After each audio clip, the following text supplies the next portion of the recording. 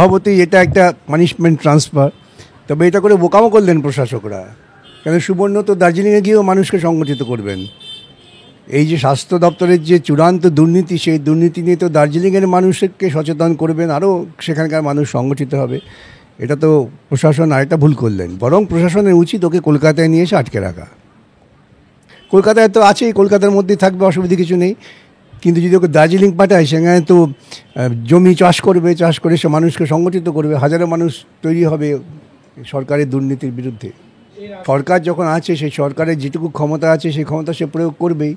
ট্রান্সফারের ক্ষমতা, সাসপেন্ড করার ক্ষমতা, ওয়েটিং করে দেওয়ার ক্ষমতা, এইসব সরকারের আছে, সেগুলো সেটা ব্যবহার করছে। স্বৈরতান্ত্রিক সরকার হলে পরে যা হয় তাই হচ্ছে।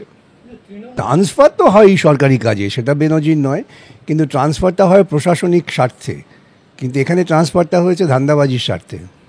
গল্পটা হচ্ছে সুবর্ণ এখানে সংগঠিত করছেন মানুষকে, ডাক্তারদের সংগঠিত করছেন, চিকিৎসা প্রার্থী মানুষরা সংগঠিত হচ্ছে, সেই জন্য ভয় পেয়েছে।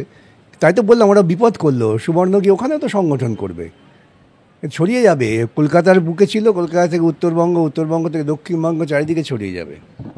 খুব ভালো, লড়াই চলবে লড়াই। রুটিন বদলি হলে পরে তো একজনকে বদলি করলো কেন? রুটিন বদলি হতে একসঙ্গে অনেককে বদলি করে। সুতরাং স্বাস্থ্য দপ্তর বলেছেন, ওদের বলতেই হবে, এছাড়া তো কোনো উপায় নেই।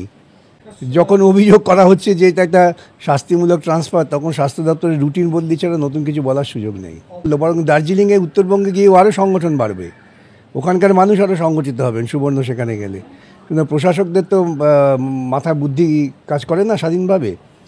আমি প্রশাসক হলে ওকে এখানে আটকে রাখতাম, যে কলকাতায় থাকো, অন্য কোথায় যেও না।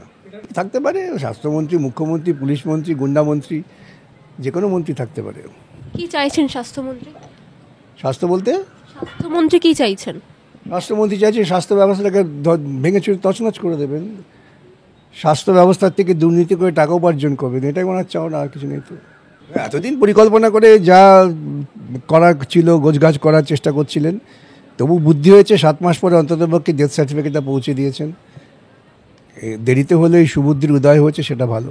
তলব করবে তদন্তের জন্য, তো যারা তদন্ত করছেন তাদের এখতিয়ার তলব করে জিজ্ঞাসাবাদ করা, এ সম্পর্কে তো আমাদের মন্তব্য করার কোনো অধিকার নেই। কে ছোট মাথা কে বড় মাথা বোঝা মুশকিল।